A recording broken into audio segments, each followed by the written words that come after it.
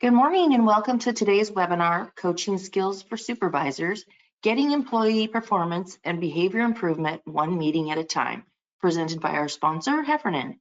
We're so happy you can join us today. My name is Michelle Wilcox and I will be your moderator. I will be moderating questions you may have during the session. Before we begin, let's review a couple key items.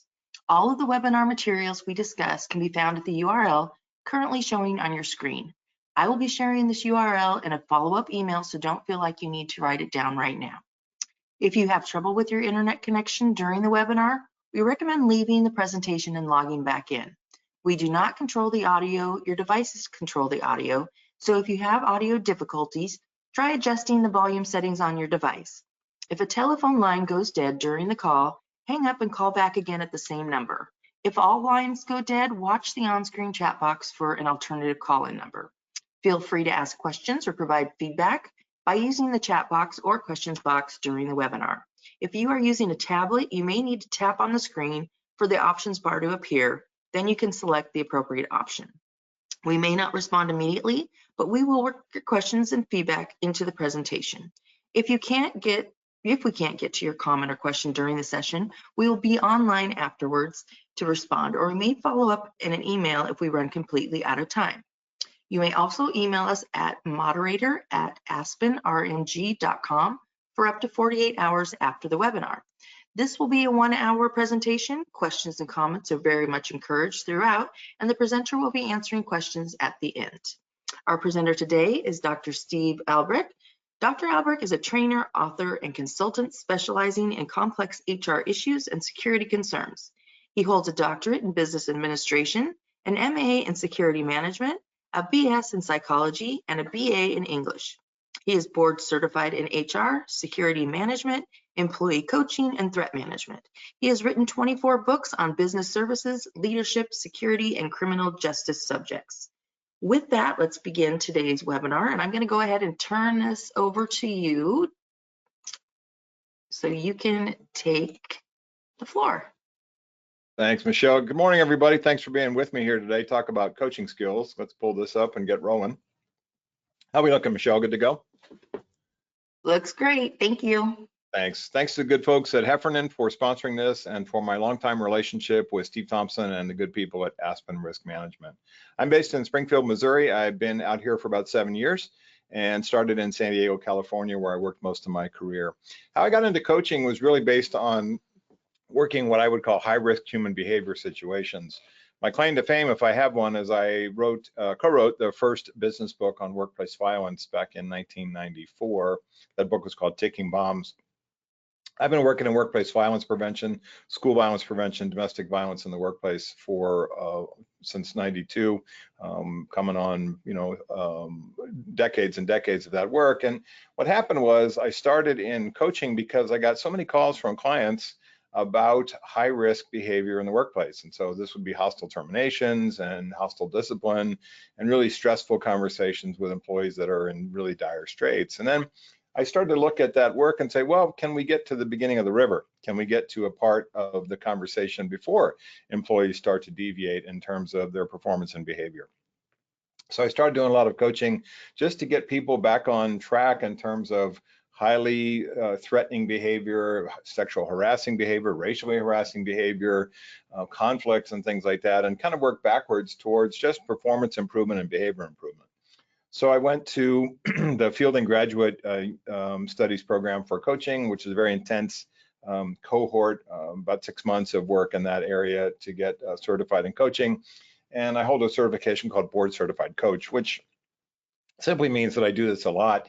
And I have a lot of strong feelings about the value of coaching and how good supervisors and managers need to coach more often. And I guess my first and foremost conversation with you is look at coaching in the best way possible in terms of feedback. I never use the phrase constructive criticism. People hate to hear it. It's not a great phrase in terms of how people perceive what is about to come to them in terms of the conversation. I use the word feedback, and I think skilled supervisors and managers say to employees, let me give you a little feedback. Let me catch up with you about something I heard or saw or came to my attention, and I want to address it.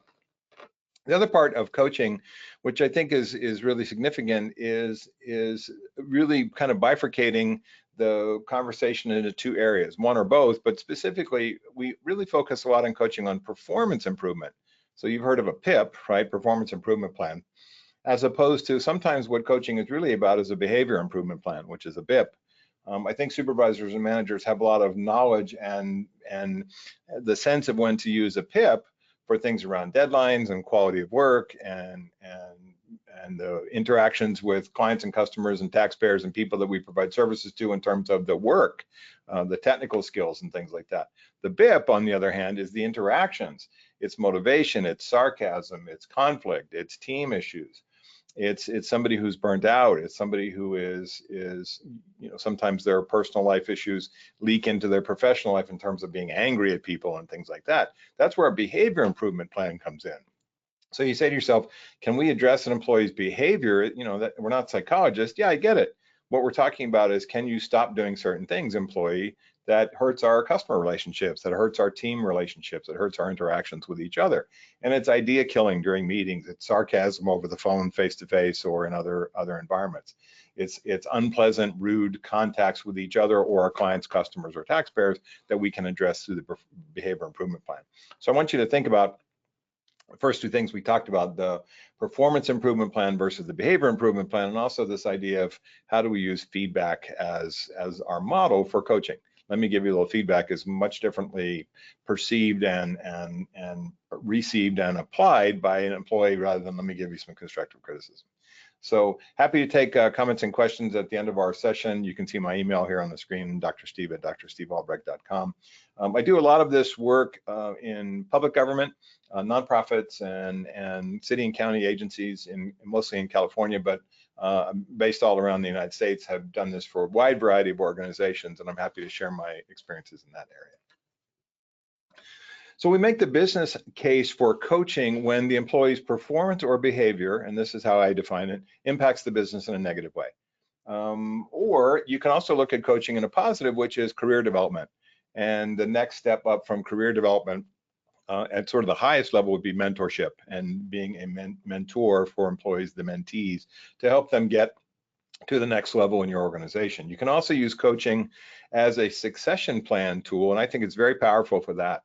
I do a lot of stuff around mentorship and succession planning where we help people who want to get to the next level, to move up to supervisory management, leadership, director, department director, executive director type positions.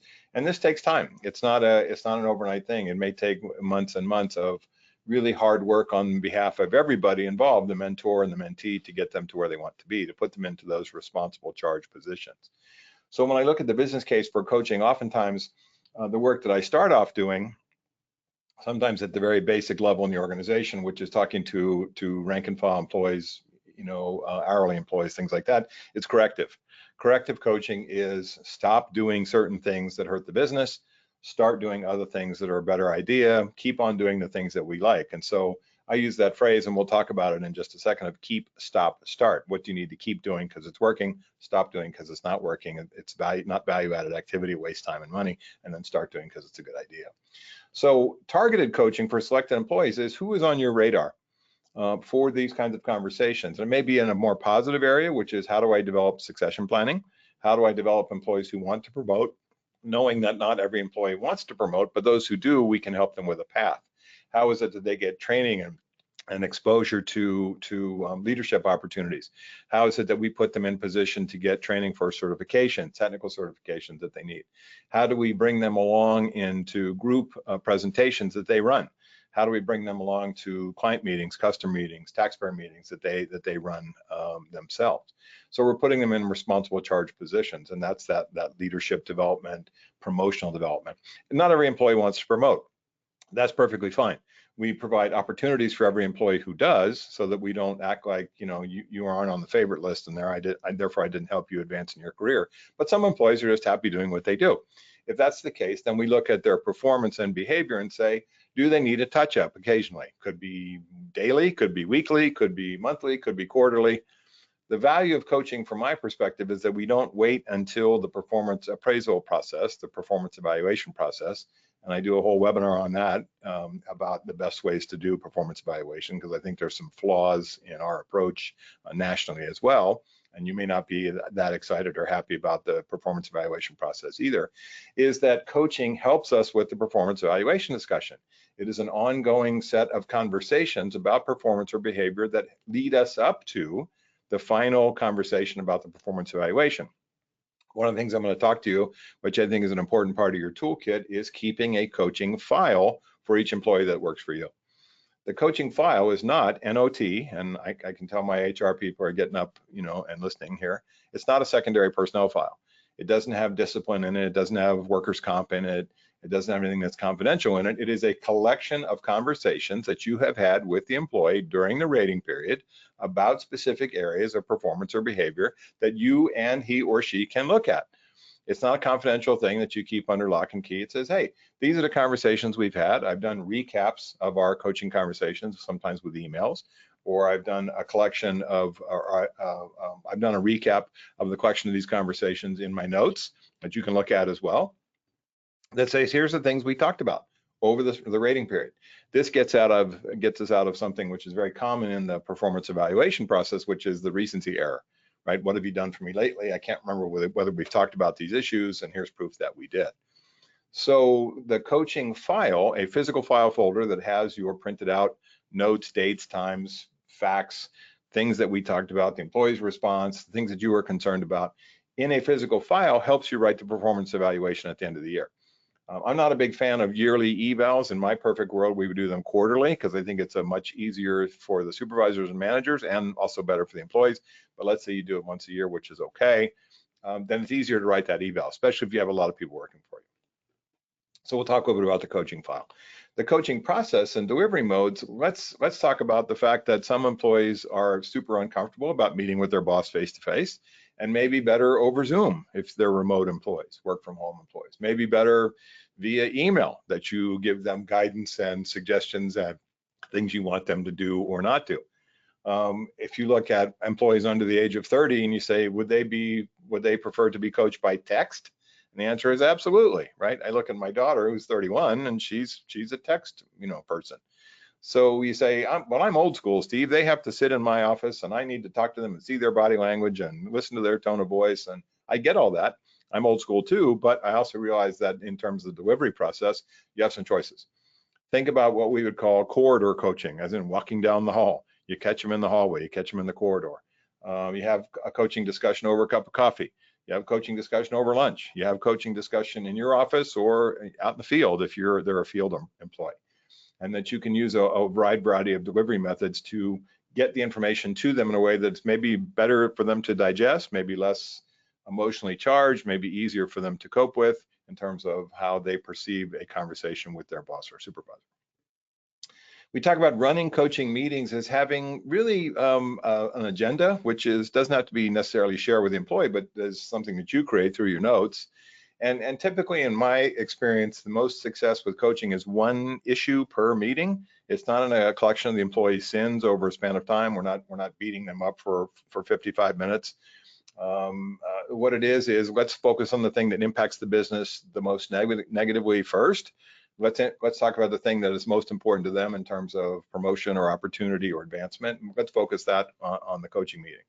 Coaching meetings of an hour and a half tend to be about what most people want to digest. It should be a dialogue as opposed to a monologue. It should be a conversation where they give feedback to you about what they're looking to do in their careers and in their particular work projects and things they're working on. It should be a conversation that you take notes and you say, I'm going to take notes while we talk so that I make sure we capture what's important here. I want to recap back to you, and not only in this conversation, but later on in an email so that we know that we have some promises made. One of the things I do in coaching meetings, I give employees homework, and I use that term in quotes. They do it at work. I'm not sending them home and to do a book report, right? They do the work at work, but it is something that may be connected to the topic. For example, employee has an issue about lateness, and you say, here's our attendance policy. I want you to look this over, make some notes. Next time we talk, next week or in a couple days or whatever it happens to be, we're going to focus on this policy and the language in there. I'd like you to study it. I may direct the employee to a website. I may direct the employee to a YouTube video. I may direct the employee to a survey. I may direct the employee to a self-assessment instrument. I may give them one. I have several that I use in my office. Mindex is one, and 16PF, and one called I speak your language. I have a bunch which I use to kind of figure out where this person is in terms of my interactions with them. The instrument sometimes gives me a lot of data. So that type of homework, quote unquote, is done at work. So the employee says, you know, this is something you have to do as we ask them to do as part of the coaching discussion. So it's not just a chat. It's not just you having a casual conversation with them. Sometimes it has a little bit more structure. They're supposed to do something in response to what we give them as an output, as a goal, as a completed assignment. They can't do those things when we give them that. They're not taking the process seriously. That's a concern. Coaching tools for us are things that we use in terms of questioning techniques, maybe more open-ended questions. I have a list of questions which I'm going to give you that are reasonable coaching questions. One of them is, what do you like about your job? The obvious second one is, what don't you like about your job? The third one is, what do your colleagues, your coworkers do to make your job easier and make it you know, good to work here? And then the fourth question, obviously, is, what do your colleagues or coworkers do to make your job more difficult that you wish they would not do? The fifth and the sixth question takes some courage to ask, and maybe you get a realistic, honest answer, maybe you don't, but sometimes you say to the employee, you know, after you've asked those first set of four, what is it that I do that makes your job easier? And what is it that I do that makes your job tougher that you wish I would not do? And if employees are honest with you and they have that type of relationship where they can talk, you say, you know, boss, when you give me these unrealistic deadlines, or you do this, this, and this, or you assign me something I don't have the technical skills for, it stresses me out. That may change the way that you work with them going forward and change your approach to your leadership and management style. Last one we'll talk about is what I would call the 4 archetypes. I'm not into profiling. I'm talking about a collection of behaviors. That's what archetypes are, which is these types of employees are the ones that often show up on my radar screen in terms of the coaching process.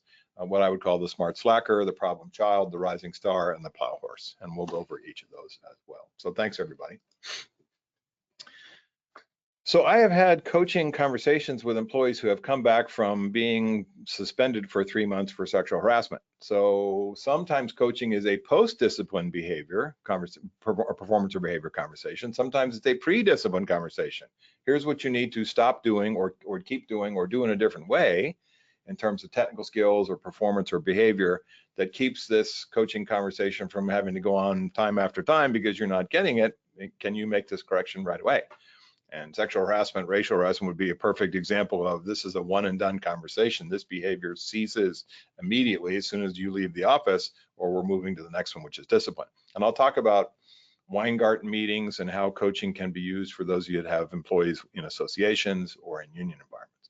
So I talk about coaching as one or more pre or post discipline conversations about performance or behavior. Meaning you can have as many coaching conversations as you want until you say the magic D word, which is discipline. If you say to the employee, look, this, and we're going to talk about this, is called a PAM, or a personal accountability meeting. And I'll have a discussion with you about that in a second. When the personal accountability meeting is the last coaching meeting before you turn over to discipline, you have put them on notice that their next conversation is either going to be a rep, what's called a Weingarten meeting if they're in a union or association, or here comes discipline, right? We give them perfect warning. So coaching is not NOT. It is not about this person's personal life. Now, you may have a friendship relationship with the employee that goes off the job, socialize, that's great, as long as we have boundaries, right? But it's not about addressing their marital issues or their financial problems or their kids or anything like that. That's what we have an employee assistance program for. And I'm a big fan of EAP, Employee Assistance Program Provider. If you don't know much about it at your level in the organization, find out that your organization has one. Many do. It's a benefit to employees. That's typically a vendor relationship. And then the second is find out some information that you can use that as a referral source in your coaching conversations as well. Because sometimes employees may know and like and trust you and say, hey, can you tell me about this issue in my personal life? And you go, I have a boundary about this in terms of our professional relationship versus your personal life, but I can recommend employee assistance program to you. What I don't like about coaching is, especially a lot of stuff I see online, is this life coaching thing, where they're going to talk about the employees, energy levels and chakras and all this kind of goofy stuff. I'm not into any of that kind of things. I focus on just work, and I have very solid boundaries with the people that I coach in terms of their professional relationship, professional responsibilities versus their personal life. I always make referrals in those personal life situations so that I keep that boundary in place. I do a lot of work with libraries. I have a coaching practice which has been 20 years, and training practice for libraries started in 2000, so almost 25 years here for libraries. I've written a couple books for library people on safety and security, and I do a lot of travel around the country on library work around safety and security. Interesting people come into libraries, and the staff is sometimes overwhelmed by who they deal with. One of the books I talk about a lot, and I just did a webinar on this subject last week for my library clients, is this book, Crucial Conversations. I think it's a very powerful book. It's sold 5 million copies. There's, I think, the third edition. I just bought the third edition. I think it came out in 23. These 4 consultants say that about 90% of the time we have conversations with each other, colleagues, coworkers, personal life that are routine, normal, and casual, and we do fine. 10% they go off the railroad tracks and crash, because they oftentimes have these 3 elements in that make up what they define as a crucial conversation. Now, think about this for employees. Many times when you are talking to them, these 3 elements are in play for them, not necessarily for you, right? The stakes are high for them. They think it's related to their continued employment, right? It could be an emotional issue. There could be tears or anger involved or frustration. And then opinions vary as to what to do. So these 4 authors in their Crucial Conversation book, again, the third edition is pretty similar to the first one. So anyone you read is pretty close. 5 million copies, something must be going right in terms of books, right? High stakes, strong emotions, different opinions as to what to do. That's what they define as a crucial conversation. You, and here's the critical part, may not realize it is a crucial conversation until you start talking to the employee and realize they're upset, or that they're fearful about something, or they're worried about getting fired or disciplined, or they have strong opinions that are completely different than yours. So these crucial conversations must be managed by us in a different way than just a routine, normal conversation about life or work or business. And so that's why I think the book is so useful. A lot of good YouTube videos around the crucial conversations concept as well. So take a look. So I think about coaching as behavior improvement and performance improvement. We talked about behavior is sarcasm, rudeness, interactions, conflict, team issues. Performance is deadlines, quality of work, coming in with technical skills and things that are useful. We also use coaching to get a negotiated agreement between employees that are at war with each other, that are conflict. Oftentimes these are over really stupid stuff, like, you know, loud cell phone calls and gum snapping and perfume and cologne and spicy food and fish in the microwave, and these things end up where people don't speak to each other. I use coaching to get them to get at least back to a relative normal conversational level. We can use it to help teams, and we oftentimes can use it to help teams that are in conflict as well. So you may have probably the top 3 of these are the most common. That's what I typically do on a regular basis as well. So when we think about coaching, we talked a little bit about this mentorship process. That's kind of a higher level of coaching, which is we're trying to get the employee to the next level in their career path. They serve as the mentee or the protege. You are the mentor. The mentoring process, what kind of comes to mind when you think about it? It's career development. It's exposure to new opportunities in terms of group meetings and discussions, running staff meetings, doing PowerPoints, things like that. It may be about enhancing their educational and certification opportunities, things like that. That's what I think about when I think about mentoring. And succession planning for me, as I'm 61 years old, I look at these things and think about, as I come into organizations, oftentimes the takeover process for somebody else coming in may be really not thought of well. And they say, well, the obvious number 2 is going to take over for the number 1 when he or she retires, and that person, between you and me, may not be the most skilled person to take over, may not want that job. I talk to lots of people that are the number 2 in the organization. They go, I don't want to be the head. I don't want to be in charge of the department. I don't want to be in charge. I don't want to be the executive officer. I want to do my own thing. I want to continue doing what I do. I want to be in a support or logistics role. So we have to find the people that take over before you leave, and that may be one of your functions when you think about mentorship as well. So a wise and trusted counselor and role model, guided support and teaching, leading others to their own success. The process, mentorship, where an experienced, highly regarded, empathic person, you, right, the mentor, guides another individual, the mentee, the protege, in the development and re-examination of his or her own ideas, learning, and personal and professional growth. And the last one, as I just talked about, for me, a legacy building tool for succession planning. One of my colleagues said, I built this business from nothing, and I'm not just going to turn it over to somebody who's going to let my baby go play with razor blades, if you get my point there. So metaphorically, what he's talking about is I need the right person in place so I can leave comfortably. So one of the things I think about with coaching is labels, right? You have a lousy attitude is not a great coaching way to start the conversation because it's perceived as a generalization and it's a label. What I look at is behaviors. When you come in late, it hurts the business. I saw that you were late 3 times last week. It hurts our department. So I want you to think about it not only in the coaching discussion, but also in the writing process, the recaps. And this may help in your performance appraisal, performance evaluations as well, to use behaviors, not labels. Right? You always, you never, that's not where we want to go. But specific examples, you've got a lousy attitude, the employee can say, no, I don't. What you say is, when you interact with our customers or taxpayers or colleagues or clients, and I see or hear these typical things, it hurts the business.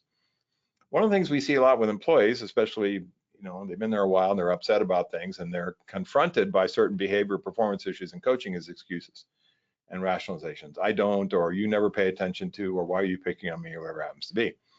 I oftentimes look at excuses as something I simply put a fence around. Well, there was traffic and the dog ate my homework and the baby was sick and that's why I was late. I go, I hear you. Well, those things happen. Let's talk about some ways to make sure you get to work every day on time. And I think you can get into that tennis match where you hit things back and forth. Yes, I do. No, you don't. Yes, you do. No, you don't. And get stuck in that tennis match for 20 minutes instead of saying, I hear you. I understand what you're saying. Let's talk about some solutions. And we're constantly flipping the ownership of responsibility back onto the shoulders of the employee. What you want to hear from them is, I suppose I could do this, or starting immediately, I guess I can try this. And you go, that's right. That makes sense. Let's do that. And you document those acceptance of responsibility and document those changes this person says they're going to make. Confidentiality. I have a degree in psychology, but I'm not a psychologist and I'm not a lawyer. If you are great, or a psychologist or lawyer great, you have different issues if you're a minister than you do than I do. But what I typically say in confidentiality is, look, I will not share your feelings towards other people with those people. You say, I can't stand my coworker. I'm not going to run and tell this person that. But if you tell me that you're stealing from the organization, or that you're violating some policies, sexual harassment, racial harassment, theft, workplace violence, whatever, there's some ethical problem we have, I'm gonna tell somebody. I'm gonna tell my boss or the board of directors or HR or the CEO, whatever. So confidentiality for me is what I would call careful confidentiality. I'm not going to go around telling people what you said, but I'm not a priest, a lawyer, or a psychologist. There's no expectation of privacy in terms of confidential conversations. Last one, writing after action reports and recaps, really critical, so that you can fill that coaching file with those conversations so you know what you talked about. If you have more than one employee, this is critical because it's hard to remember everything that you've done, especially during the rating period if it's a year. Last one's very important to me. I think praise is part of the coaching process. I think recognition for doing good work. I think physical rewards, we give people, a day off or a gift card, or we have them recognized in front of the larger group, or senior management comes in and does it, I think is very valuable. And I think that's part of the coaching process as well, not just stop doing this, stop doing that in kind of a negative, but also we use coaching to catch people doing good things on behalf of our organization. Talked about this a little bit. Could be by text, could be by phone, could be by email, could be by Zoom, on-site, off-site, face-to-face. Your break room may be a more neutral environment than your big desk and their tiny chair sitting in front of your big desk. Maybe you meet in the parking lot, car to car. You talk in the hallway, corridor coaching. Lots of ways to do this. It still may be followed up by a recap, but there are ways that you can do this depending on the employee that you have in terms of their sense of ease or not with you in the discussion process. And so pick your moments, pick your approach based on perhaps maybe the age of your employee. Younger employees may be more technically oriented in terms of a Zoom call. Older employees want to talk to you face to face. You can figure that out. So I look at coaching in terms of the big 7 and say, these are the things we typically focus on. And so here's the challenge you have as you look at this slide. Some of these things are abstract, some of them are concrete. Service is an abstract concept. Teamwork and conflict and attitude are abstract concepts. Attendance is very concrete. You're either here or not. You manage your breaks effectively or you don't. You're late, you're early, whatever it happens to be.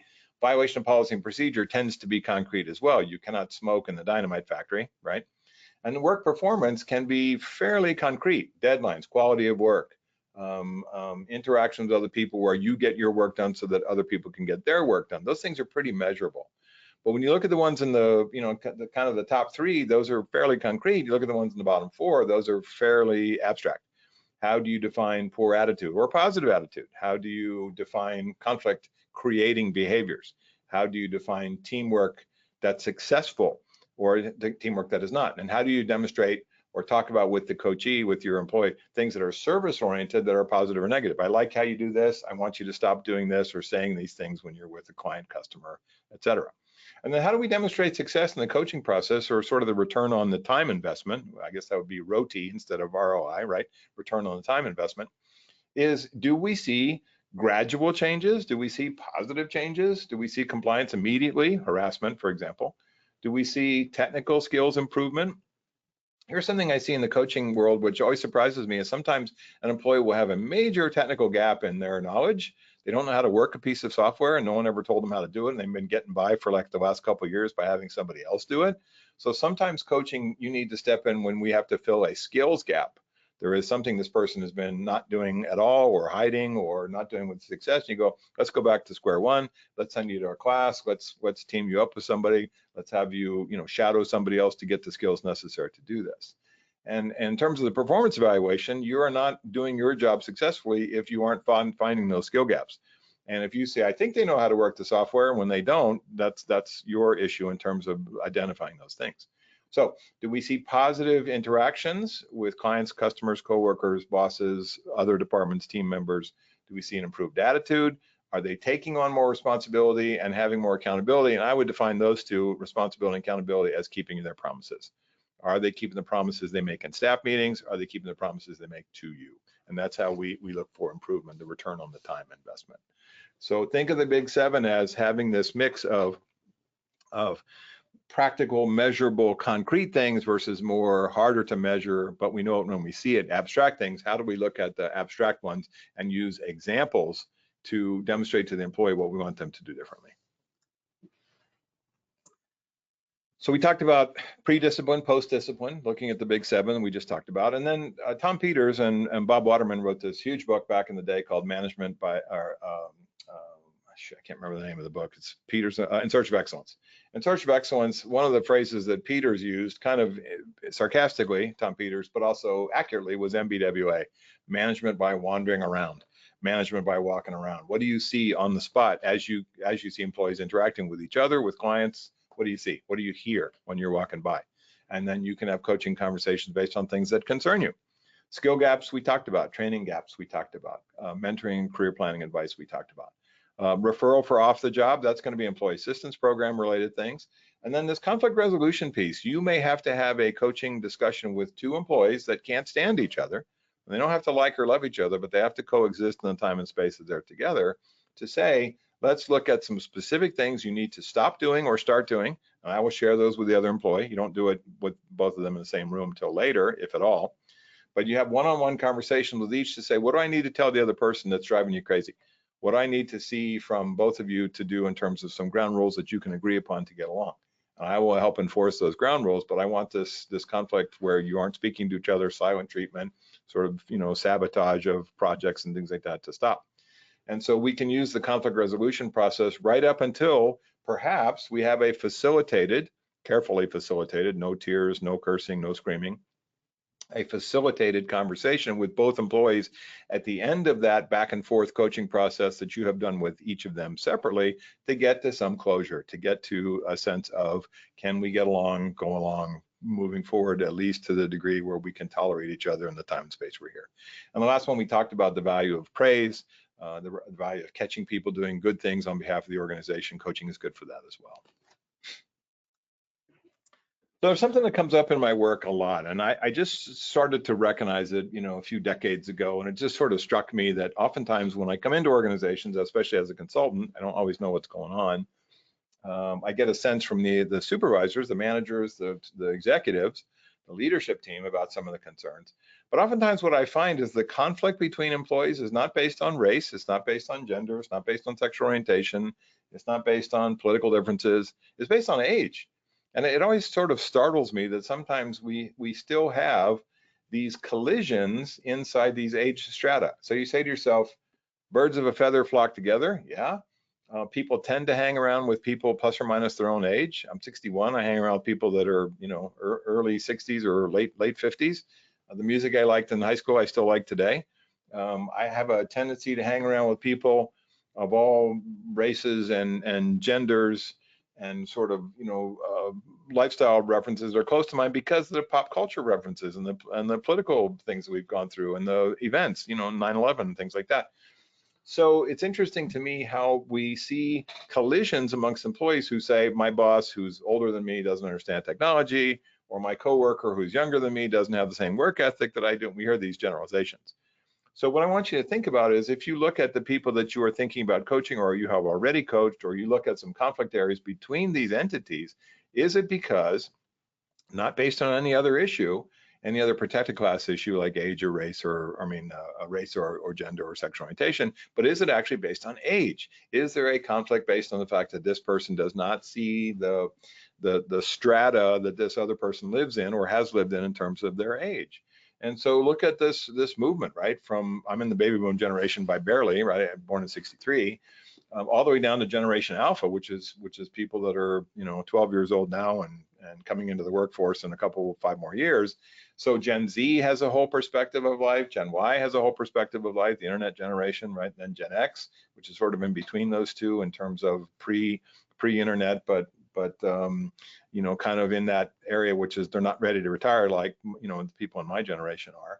So it's interesting to me. It's fascinating how I find these collisions sometimes based on, oftentimes, Gen Z gets along with Gen Z, but Gen Z doesn't get along with Gen Y, and Gen X doesn't get along with Gen Z, but may get along better with everybody in their own generation. So it's fascinating to me that sometimes you can have a blind spot about what the conflict point is, and it's actually age. And so use that perhaps as a measure of saying, part of my coaching conversation is to get people in different generational strata to agree that everybody has their own perspective, and sometimes there's no right or wrong, there just is. And that sometimes their way of doing things is not your way because they don't reach for the killer app on their phone, but maybe jumping in and doing it by hand in some data collection thing is their preferred approach, and we're okay with that. And so look at where these collisions are and say, how do I smooth out the rough edges between these cross-generation arguments, these cross-generation conflicts? Interesting perspective. So one of the things I see in the coaching process and in teaching coaching for all these years is oftentimes we don't have any formal training about it. Where were you supposed to get this stuff? You picked it up on the job. You got it as soon as you became a boss. You got it, maybe you went to a one-day class, but maybe you saw it by being coached by good bosses yourself, or poorly coached by horrible bosses yourself. We don't like conflict. We don't like confronting poor performance. I talk to people oftentimes who bring me in because they don't want to talk to the employee. I'm like, what do you need a consultant for? I can't get along with this person. They push my buttons. I want you to do it. Okay. But sometimes you have to say, I will, and this is the paradox of coaching, I will need to spend more time with the employee who makes me crazy. I will need to spend more time with the employee who challenges me. I will need to spend more time with the employee who has the biggest performance or behavior issues, because my shining stars, my rising stars don't need my help. These people do. And so what our tendency is to move away from those things is, I don't want to confront this. Sometimes they don't know what the resources are. They don't have a knowledge about human resources policies and procedures that allow them to coach. I've heard stupid stuff from employees or some supervisors say, well, I can't do coaching because it's discipline. So we just don't coach people here because it always turns into discipline. I'm like, that's deadly wrong. That's absolutely wrong. You can coach anybody for as many times as you want to, as long as you don't threaten them with discipline, in which case it becomes a discipline conversation. But I hear this from union people. I hear this in sort of old school organizations where, like, well, we don't do coaching here because it's, it turns into discipline. No, it doesn't. They're two distinctly different things. The bottom two concern me a lot. Top management apathy. Why can't you coach this person? Why can't you manage this person as well as you do everybody else? Why are you bringing me all these problems? What do you want me to do? Go off and be a good boss. And that's also the inverse reward system, which is you don't get support for bringing problematic issues to the attention of your boss or HR. You get criticized for it. If that's the case, then people don't come forward and say, here, I need some help, and then they just struggle through. In my perfect world, your boss would say, that sounds like a challenge. Let's figure out some solutions that you can use the coaching leverage tool to get this person to agree upon, rather than saying, don't bother me with this stuff. In my perfect world, you would be able to go to your human resources managers and directors and say, can you look at my coaching process? Can you look at my performance evaluation forms, then the recaps that I've written, and make sure that we're legal and appropriate? And can you give me some advice about maybe fine tuning these things a little bit?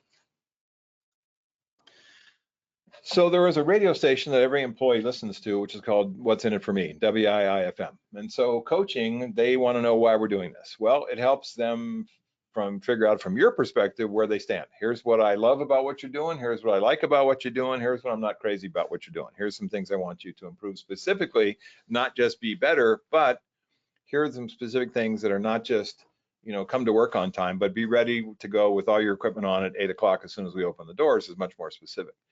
Coaching certainly helps them if they want to set professional and educational goals, certifications, degrees, finish college, things like that, if that's what they want to do. Helps them maybe set personal goals, which is I want to move to a different department, a different team, move up in the organization, or become the lead or foreperson or supervisor of this group, whatever that happens to be. It helps them figure out what they need to do to promote. This is what this organization looks for in terms of moving people into the next positions. When I was a supervisor in the city of San Diego back in the day, I had to go to supervisor school once I got promoted, but I also went to a pre-supervisor school to help me get the promotion. So I took a course that I could put on my resume and talk about in my panel interview as what I did to get to the next level. Things like that you can help them do. The conflict resolution piece we talked about, that's a facilitated conversation between two employees, facilitated by you. It's not a shouting match, but you go from room to room, person to person over a span of time, and you create a set of ground rules that both can tolerate and agree upon. They don't have to love them, but can agree upon. And then perhaps you facilitate the last conversation to say, let's recap what we're going to do. And they talk amongst each other with you in the room, making sure that it's safe to do so. That says, here's what we're going to do going forward. And then the last one, we use coaching to help reward people with praise for their accomplishments during the rating period specifically. So I talked about this a little bit, and it seems certainly paradoxical, which is expectations are a powerful thing. If you say this guy's probably not going to be very good, and do you manage that expectation? Or you say she's going to be great, do you manage to that expectation? And then the last one is really important, and it's hard to sort of understand, but I'm going to have to spend more time with my most challenging employees. Your rising stars, your shining stars, the people that you leave in place when you're at a meeting or on vacation or out of town, they don't need your help. They need praise and support and remove obstacles. The ones that need your help are the ones that are having the most challenging performance or behavior issues, and that they have obstacles which you need to help them move, and they've got to take ownership. And that's a really tough conversation when they don't want to take ownership. We're going to talk about it. That's the PAM. So how do we find coaching candidates? We do it through our conversations, our observations. Maybe you look at evals. You're a brand new supervisor. You've taken over a group of people. You didn't do the last year's evals. You can look at what the previous supervisor or manager has done. You don't necessarily have to agree with their evals based on what you've seen, or you could agree completely. You can use those as a leverage to have coaching conversations. Talking with your peers, talking with your bosses, talking with other leaders in the organizations about issues that you see, performance or behavior, and that may lead you to have coaching conversations. Offering your services to your staff in staff meetings and through email conversations. Say, look, come talk with me, or I want to come talk with you about some things, and put yourself into that position to be proactive with them. And then meeting proactively with at-risk employees who are driving their career off the cliff and are putting themselves in jeopardy of discipline, putting themselves in jeopardy of termination, putting themselves in jeopardy with policy violations that are crystal clear, and that you need to step in before they do that. And then the last one, certainly, we've talked about the succession plan piece and the promotional process where people want to move ahead in the organization.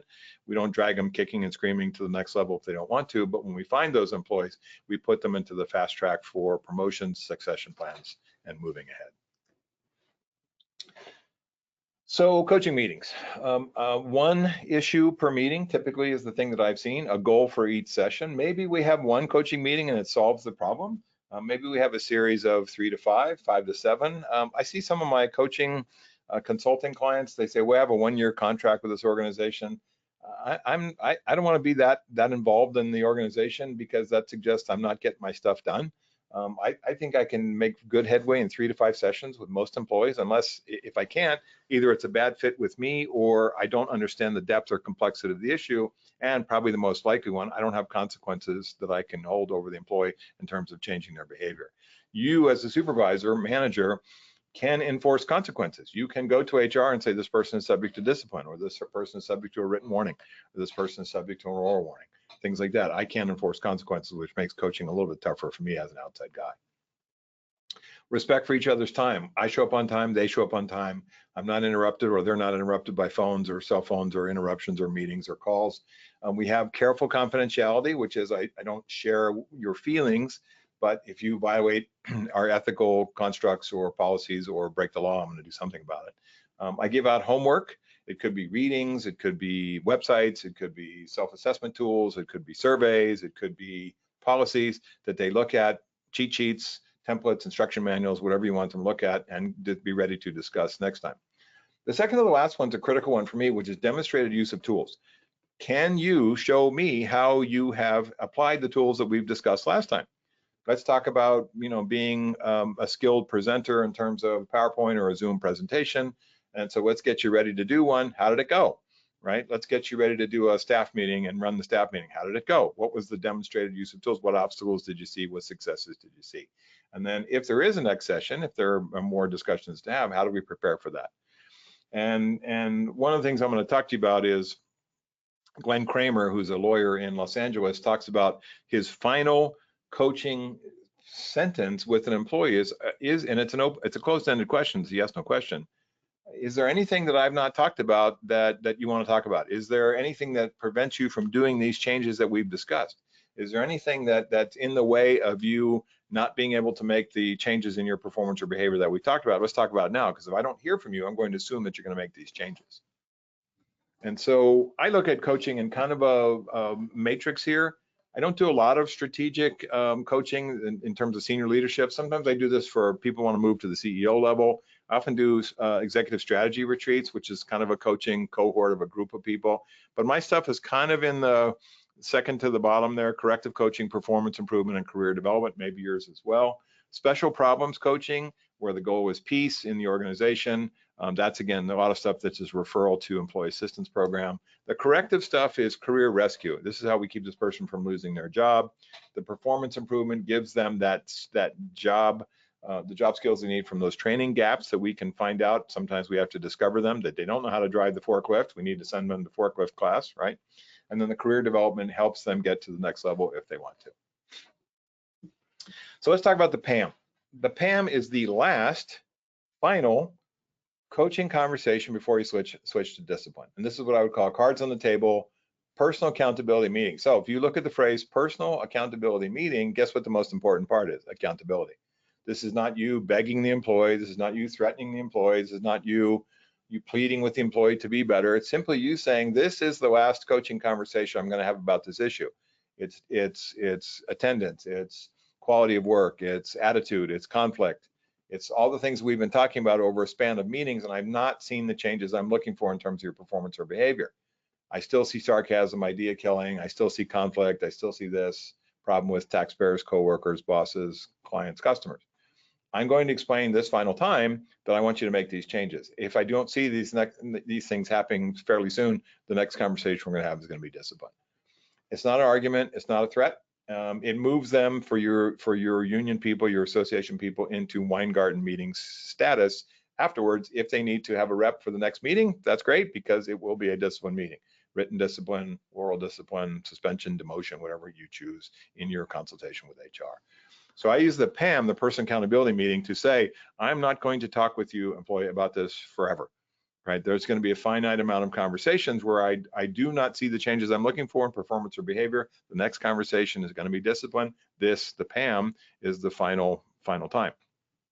Here's the problem with the PAM. Sometimes you will hear the employee say, okay, all right, I'll do what you say, or I'll start showing up on time, whatever it happens to be.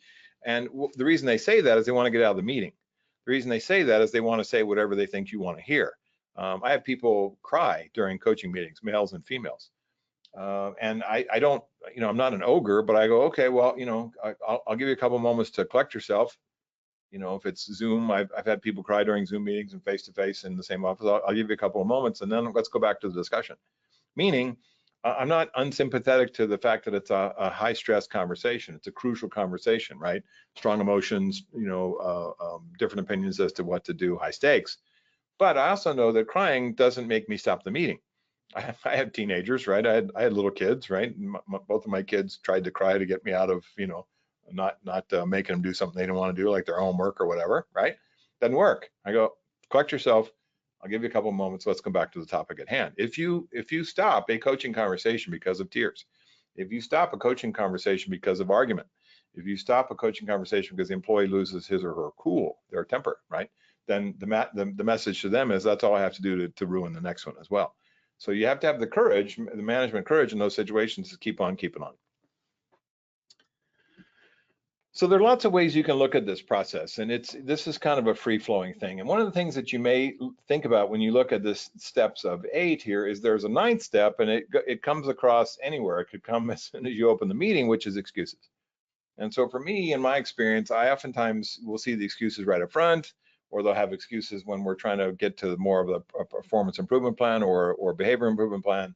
There's a lot of excuses to why they can't do things. And what I say is, I hear you. I understand there's concerns. I understand your perspective about this. And what you're really saying is, I'm not going to hit the tennis ball back and forth. And also, I'm not going to get into a conversation with employee. And this is what I call the big 4: minimize, deny, rationalize, blame. Minimizing, I'm only late once in a while. Rationalize, I live far away and I don't get paid gas money, blah, blah, blah, right?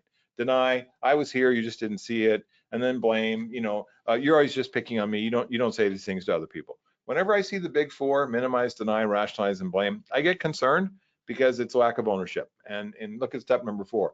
I want the employees to take ownership of the issue and the solutions. And talk to me about all the solutions you think might work, and I'm going to say yay or nay on the ones that I think will or will not work. Let's fine tune your solutions. Let's fine tune the choices you make. I'm going to appreciate what you do, tell you about things that you do well for the organization, and we're going to wrap up with the next steps, and I'm going to close the meeting with a recap with you. But I'm going to open the meeting by any kind of handouts I need to give you. Here's a copy of a policy. Here's something I want you to look at. We choose a time and a place which is confidential and quiet. It's not interrupted. I have a little bit of rapport building, not 2 hours of conversation about the ball game, but we build rapport to say, look, this is a meeting I want you to be involved with in terms of not just me talking. It's a coaching conversation. I'm going to give you feedback. Again, my favorite F word.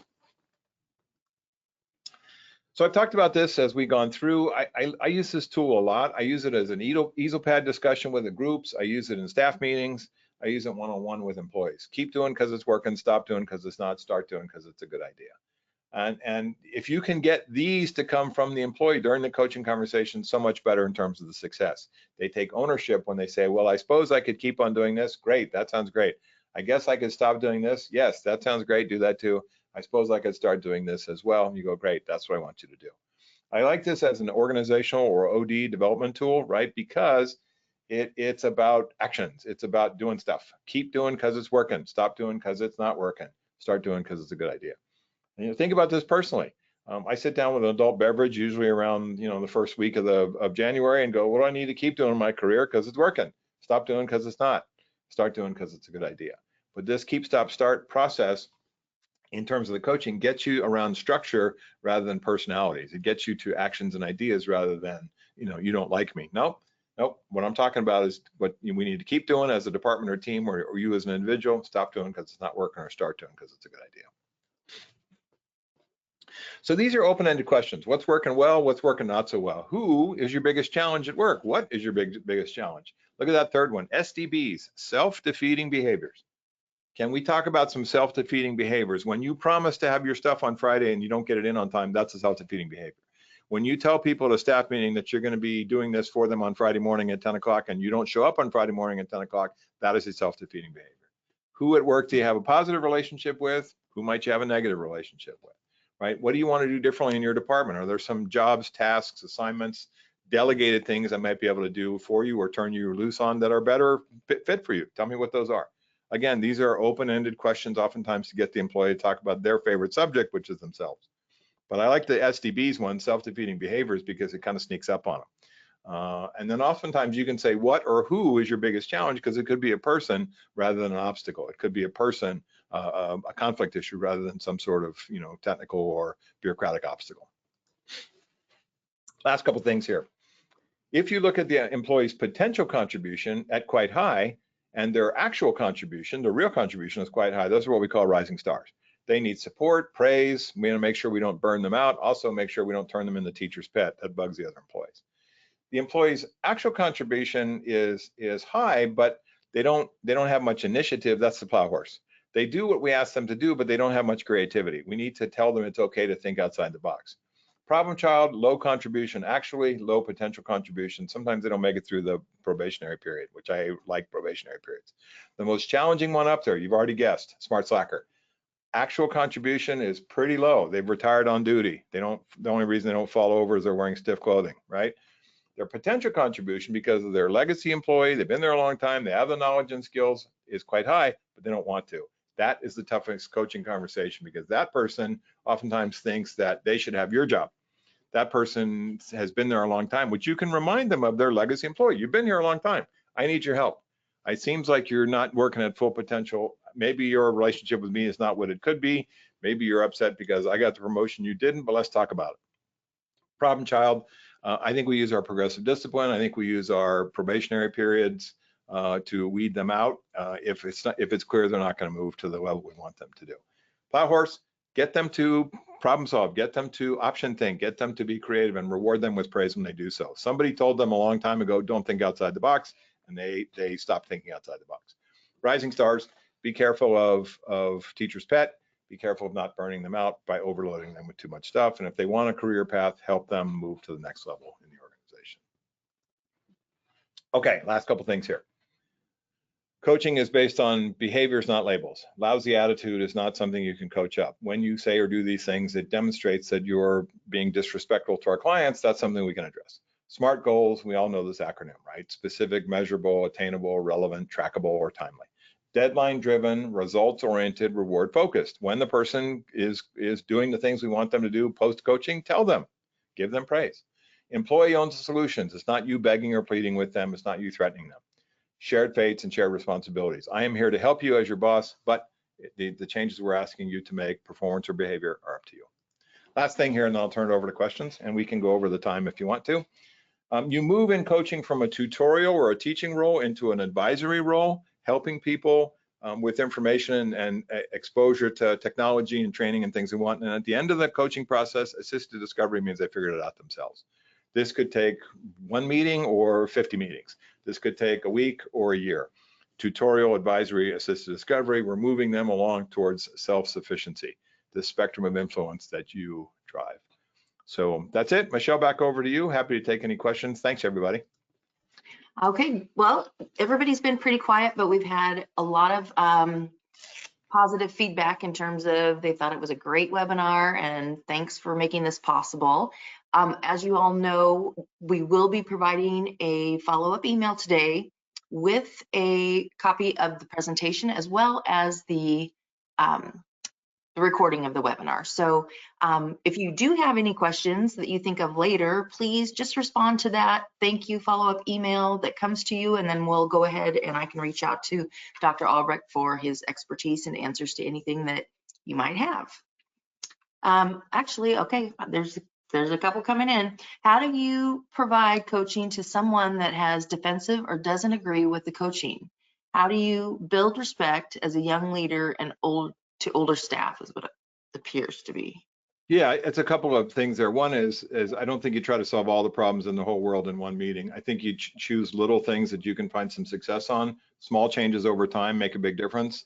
Don't change what isn't broken. I think that's a kind of an issue that we saw with like Stephen Covey's book, the 7 Habits, which is don't fix what isn't broken, make small changes over time. In terms of respect, I think you have to respect people's longevity in the organization. You say, I have some different approaches. I have some different set of goals. I'd like to share with you what those are. And then sometimes you say, when coaching doesn't work, we have to use discipline because there's no consequences for the behavior. We're not going to see any changes. Great. All right, well, with that, I'm going to go ahead and do our closing. Thank you all for attending today's webinar presented by Heffernan. Again, we will send you information by email with instructions on how to access a copy of the presentation and the recording on our website. Thank you, Dr. Albrecht, for your time and expertise today. We hope all of you found today's webinar to be a valuable use of your time, and we appreciate your attendance, and thank you and have a safe day. Thanks, everybody.